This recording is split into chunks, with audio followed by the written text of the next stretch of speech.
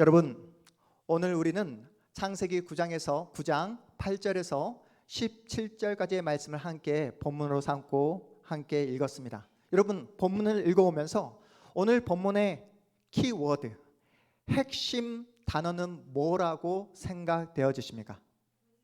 무지개. 좋습니다. 무지개.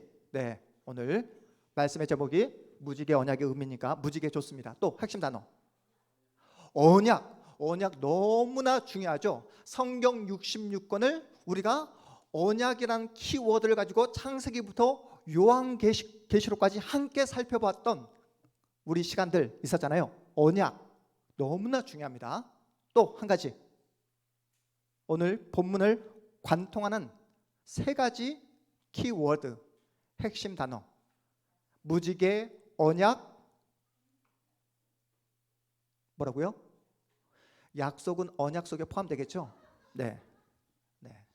그럼에도 불구하고 우리는 김시미 집사님을 사랑할 수밖에 없습니다. 네. 뭘까요?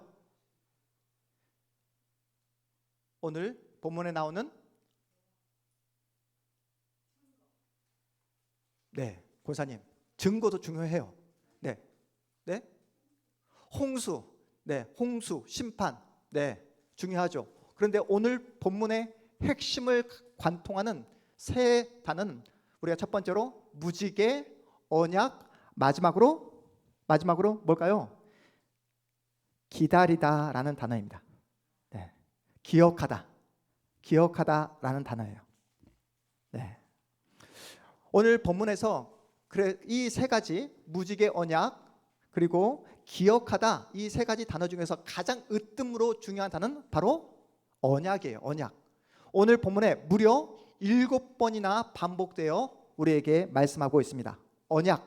우리 한번 볼까요? 화면, 첫 번째 화면. 창세기 9장의 핵심 단어 언약, 무지개, 기억하다. 언약, 영어로 하면 커버넌트입니다. 커버넌트. 언약이라는 말은 하나님이 인간과 맺으신 약속을 이야기하는 거예요. 언약이 뭐라고요?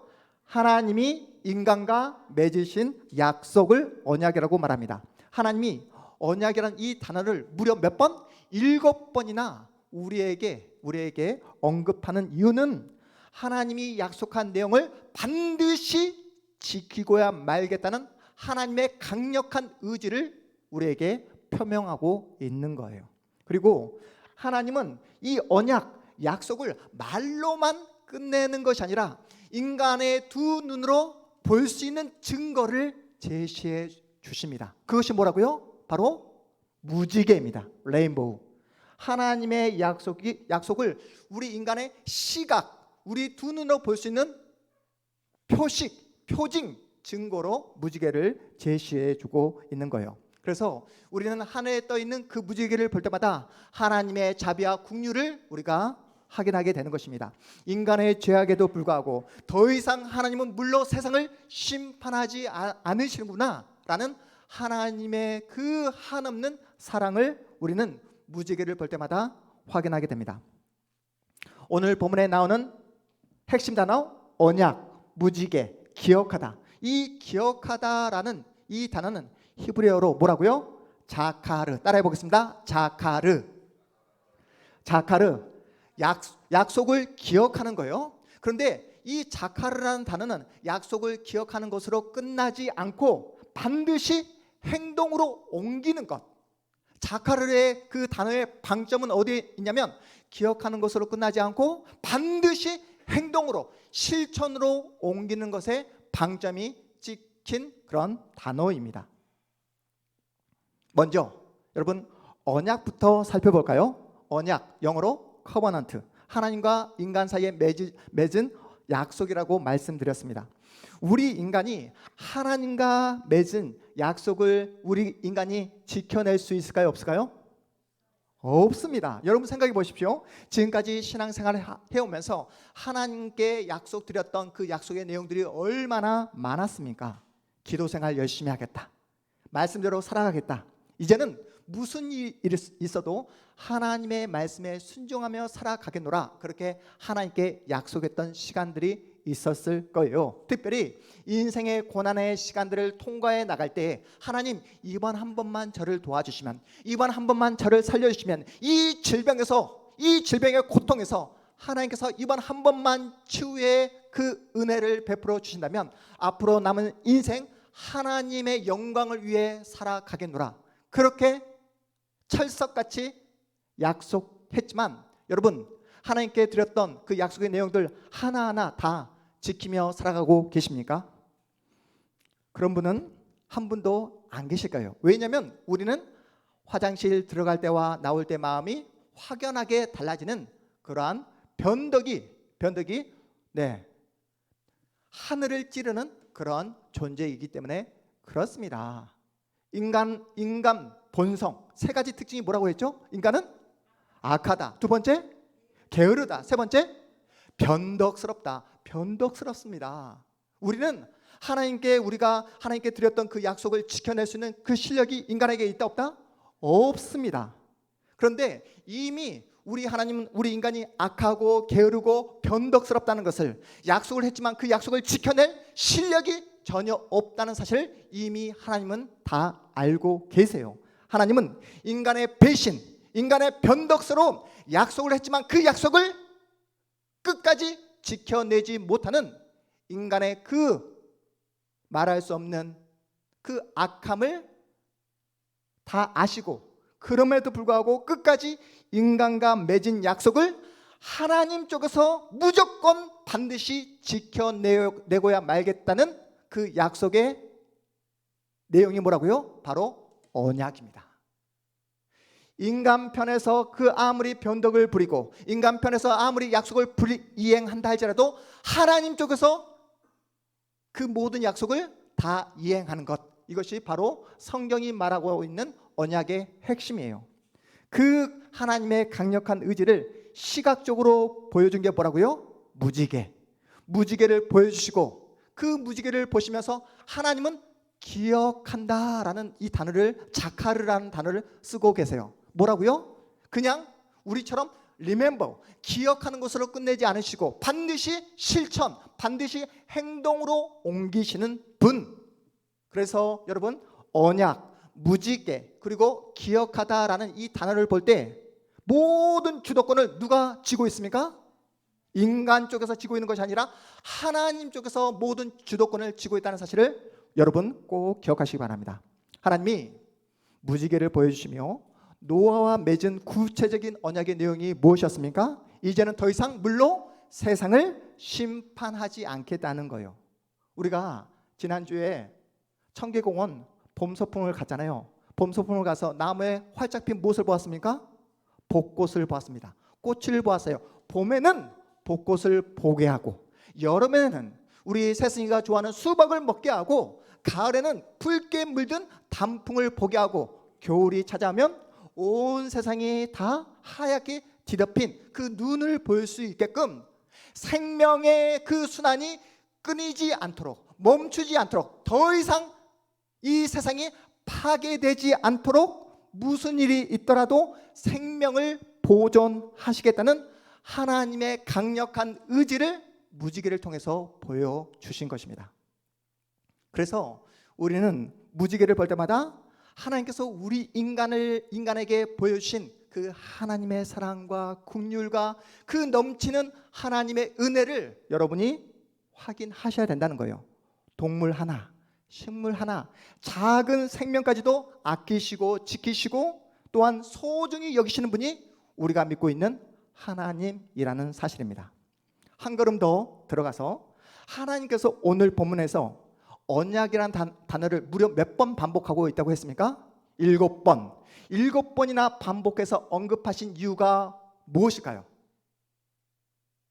한 번도 아니고 두 번도 아니고 7번이나 언약을 내가 지켜내겠다라고 말씀하신 이유가 뭘까요? 여러분 생각해 보세요. 왜 하나님은 노아에게 이 언약이라는 단어를 7번이나 반복하신 것일까요?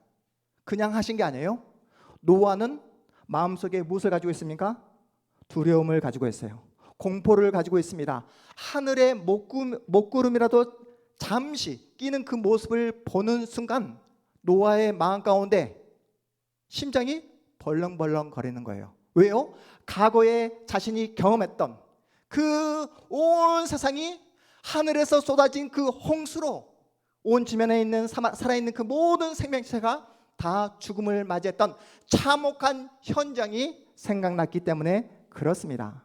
그래서 하늘에 먹구름이 끼고 하늘에서 조금이라도 빗방울이 떨어지면 가슴이 벌렁벌렁거리고 정말 심장이 가라앉는 그러한 두려움, 공포를 느꼈던 거예요. 이러한 노아의 두려움, 공포를 하나님은 다 알고 계십니다. 그래서 한 번의 약속으로 끝마치지 않으시고 언약이라는 단어를 무려 몇 번? 7번 반복하신 것입니다. 노아를 안심시키시고 확실한 증거를 보여주시기 위해 하늘의 무지개까지 보여주시는 하나님의 사랑.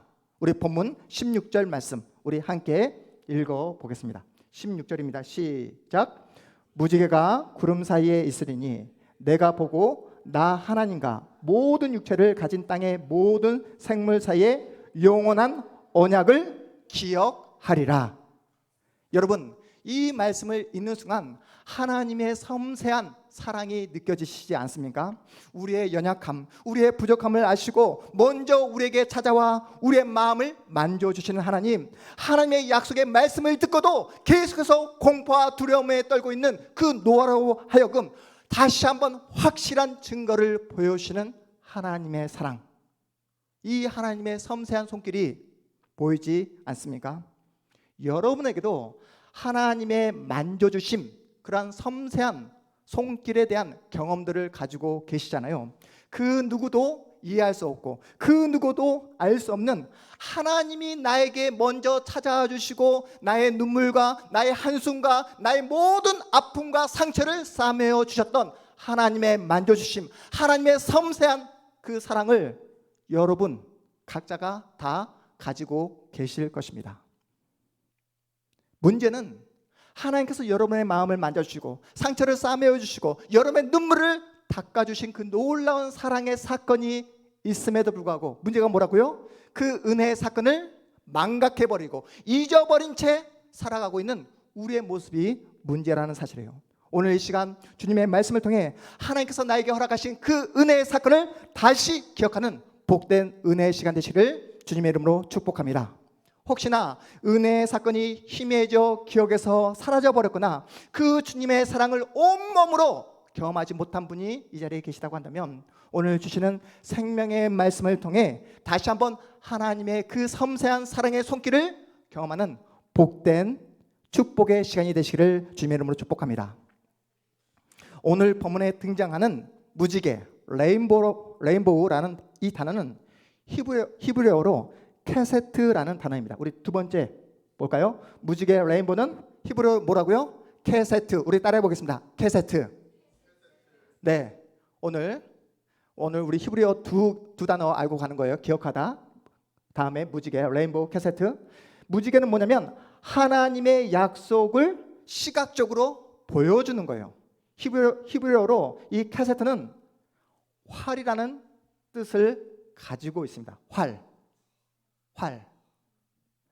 요즘 우리 수환이가 집에서 표적을 세워놓고 활쏘기 놀이를 하고 있는데요. 여러분, 활이 어디에 쓰이는 물건입니까? 우리 수환이가 사용하는 것처럼 집에서 가지고 노는 장난감이 아니에요. 양궁 선수들처럼 메달을 따기 위한 스포츠가 아니었습니다. 노아 당시 활은 뭐였다고요? 살상 무기였습니다. 전쟁 때 사람을 죽이는 살상 무기가 바로 활이었어요. 오늘 우리가 함께 읽었던 본문 16절 말씀에 근거해서 해석해 보면 하나님은 무지개를 어디에 걸어두셨다? 구름 속에 걸어두셨다라고 할 때 전쟁에 쓰이는 살상무기 이 활을 구름 속에 걸어 놓았다라는 그런 의미입니다. 그래서 제가 무지개 사진을 제가 가지고 왔습니다. 한번 볼까요? 바로 이 모습입니다. 이 구름 사이에 무지개를 걸어 놓은 이 무지개 사진. 여러분, 이 활이 어디를 향하고 있습니까? 잘 보십시오. 네? 전쟁에서 사람을 살상하는 이 무기, 이 활이 이 활시가 어디를 향하고 있죠? 하늘을 향하고 있어요. 땅이 아니라 인간을 향해, 이 활의 모양이 인간을 향해, 땅을 향해 있는 것이 아니라 하늘을 향해 있다는 사실을 여러분 꼭 기억하시기 바랍니다. 하나님께서 노아에게 허락하신 이 무지개 언약의 의미가 이제 어떤 의미인지 이해가 되십니까? 무지개 활의 방향이 사람을 향해, 이 땅을 향해 있지 않다는 것은 하나님은 더 이상 이 땅에 하나님의 무서운 심판을 내리지 않겠다는 하나님의 약속, 언약입니다. 그런데 여러분, 우리가 살아가는 현실을 보십시오. 노아 시대 이후로 계속해서 인간의 부패함은 더해지고 있어요. 인간의 폭력과 포악함은 하늘을 찌르고 있습니다. 지금 벌어지고 있는 전쟁으로 인해 무고한 사람들이 피를 흘리고 있습니다. 이러한 인간의 죄악과 포악함에도 불구하고 하나님은 그 진노의 하사를, 심판의 하사를 인간을 향해 더 이상 두지 아니하시고 심판과 그 하나님의 무서운 그 분노의 하사를 어디를 향하고 있다고요? 하나님, 당신 자신을 향하도록 지금 보여주고 있는 것입니다.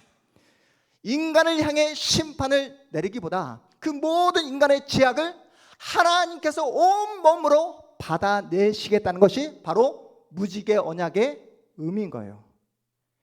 인간이 죄를 짓습니다. 그러면 그 죄의 그 형벌을 누가 감당해야 됩니까? 그 무서운 형벌을 인간이 감당하는 것이 마땅해요. 하지만 여러분, 무지개를 볼 때 여러분의 머릿속에 떠오르는 것이 무엇이죠? 인간이 받아야 될, 마땅히 받아야 될 심판의 그 형벌을 대신 받으시는 사건, 바로 예수님의 십자가 사건이 여러분의 머릿속에 떠올라야 되는 거예요. 인간의 죄로 인해 인간이 하나님의 무서운 심판을 받는 것이 아니라 하나님의 무서운 심판을 예수께서 온몸으로 받아내신 사건이 바로 예수님의 십자가 사건입니다. 하나님은 노아와 언약을 맺기, 그 언약을 지켜내기 위해 하나뿐인 아들 예수를 우리를 위해 주신 거예요. 노아에게 보여주신 구약의 무지개 그 사건이, 그 언약이 신약에서 어떤 모습으로 성취되냐면 예수께서 십자가 위에서 피 흘리시고 우리의 모든 죄를 감당하기 위해서 십자가에서 죽으시는 사건으로 표현되고 있습니다. 그래서 무지개는 예수 그리스도의 십자가 사건의 예고편이 되는 거예요. 아시겠습니까? 무지개는 그냥 무지개로 끝나는 것이 아니라 장차 우리의 모든 죄, 형벌을 대신 감당하시는 예수님의 십자가 사건을 미리 보여주는 예고편이 되는 것입니다. 그래서 우리 한마음교회, 우리 가족들은 이제부터 무지개를 볼 때마다 나의 죄 때문에 심판의 화살을 온몸으로 맞으신 하나님, 우리의 맺은 언약을 지켜내기 위하여 당신의 하나뿐인 아들을 십자가에 내어주신 그 하나님의 사랑, 나의 죄 때문에 피 흘리시고 못 박히신 예수님을 기억할 수 있는 믿음의 사람들이 다 되어주시기를 주님의 이름으로 축복합니다.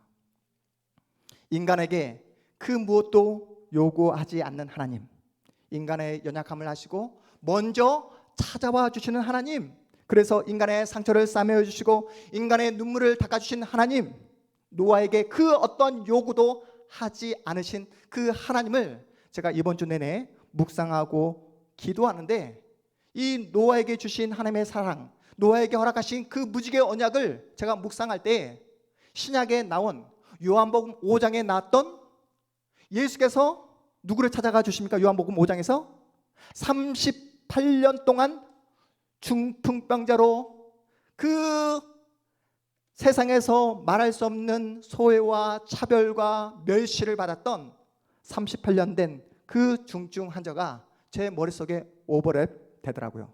여러분 생각나십니까? 요한복음 5장에 나오는 베데스다 연못 생각나십니까? 베데스다 연못가에 중증 환자들이 모여 있었잖아요.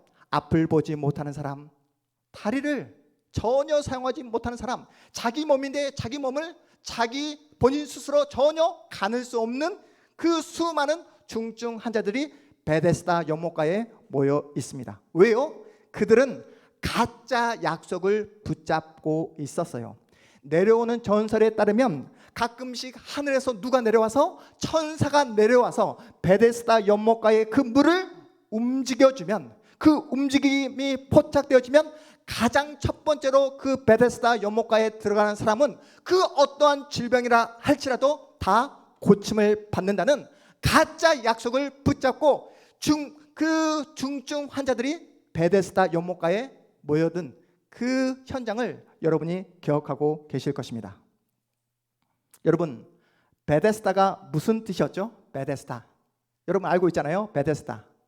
베데스다는 두 단어의 합성어입니다. 베데스다. 베이트 그리고 더하기 헤세드의 합성어가 바로 베데스다예요. 베이트가 무슨 뜻이었죠? 여러분, 베이트. 네, 베이트. 베들레헴, 여러분 베들레헴 아시죠? 베들레헴. 베들레헴이 베이트 더하기 레헴.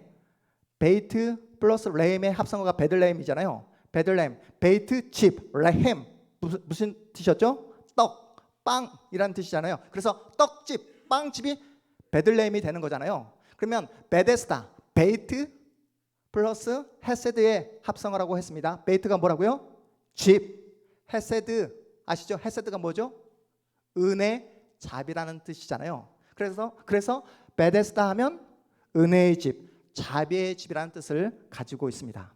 은혜의 집, 자비의 집이라 불리는데 베데스다 연못가에 조금이라도 물이 움직임이 포착되면 베데스다 연못가는 가장 잔인하고 무자비한 장소로 돌변하게 됩니다. 왜요? 왜 그렇다고요? 서로 먼저 1등이 되려고 다른 사람을 다 어떻게 몰아내고 수단과 방법을 가리지 않고 경쟁해서 자신이 가장 먼저 연못가에 들어가 자신의 가진 그 모든 질병을 치유하고 싶은 그런 욕망, 욕구가 있기 때문에 물의 움직임이 조금이라도 낌새가 포착되어지면 아수라장이 되는, 무자비가 판을 치는 그 장소가 바로 베데스다 연못가였습니다. 여러분, 아이러니하지 않습니까? 은혜의 집이라 불리는데 가장 차별과 소요와 지독한 폭력이 있었던 곳이 바로 베데스다 연못가였습니다. 여러분, 은혜가 무엇입니까? 내가 할 수 없는 것, 내 능력으로 감당할 수 없는 것을 아무런 대가 없이 선물로 받는 것이 은혜입니다. 인간의 힘으로 전혀 고칠 수 없는 그 질병을 하나님의 은혜로 고침을 받는 거예요. 내 힘으로 풀 수 없는 인생의 문제, 더 무엇보다도 영혼의 문제를 해결받는 것이 바로 은혜입니다. 그런데 베데스다 연못의 현실은 어떻습니까? 경쟁이에요. 나보다 약한 사람을 짓밟아야 합니다. 무슨 수를 써서라도 1등을 해야 돼요. 말로만 은혜의 집이지 전혀 은혜가 작동되지 않는 곳, 자비의 집이라 불리지만 전혀 자비를 경험할 수 없는 무자비한 곳이 바로 어디였다고요? 베데스다 연못이었습니다. 사실 우리가 살아가는 우리의 삶의 현실이 베데스다이지 않습니까? 소위 말하는 우리 주일학교 학생들이 학교에서 무엇을 배웁니까? 무조건 1등을 해야 된다. 무조건 열심히 공부해서 스카이 대학에 들어가야 너의 인생이 행복한 인생이 될 수 있다라고 우리 아이들을 세뇌시키고 있습니다. 더 많은 스펙을 쌓고 더 많이 능력을 갖추고 더 유능해져야 이 세상에서 더 많은 돈을 벌어서 행복한 인생을 살아갈 수 있다라고 우리 아이들을 그렇게 세뇌시키고 있어요. 어찌하든 수단과 방법을 가리지 않고 더 많은 돈을 내 손에 쥐어서 강남 아파트에 입성하고 대한민국 상위 1%에 들어가야 특별한 인생, 행복한 인생이 될 수 있다라고 그렇게 우리 사회는 우리 모두를 그렇게 세뇌시키고 있습니다. 그래서 나타나는 현실이 무엇입니까? 한 명의 승자를 위해서 다른 모든 사람들을 다 패배자로 만들어버리는 1등만 기억하는 뭐 같은 세상이 되고 말았습니다. 여러분, 세상은 잠시도 우리를 그냥 내버려 두지 않아요. 한순간도 우리의 몸을 움직이지 않으면 우리 스스로가 불안해합니다. 잠시도 여러분 가만히 있지를 못하잖아요. 언제 가만히 있습니까? 주일날 설교 말씀 드릴 때. 네, 그때 마음의 평안을 얻고 주무시는 분들이 계세요. 그때만. 사회에 나가면 잠시도 가만히 있지 못합니다. 뭔가 성과를 내야 한다는 강박관념에 그렇게 사로잡혀 살아가고 있습니다. 말만 자비의 집이지.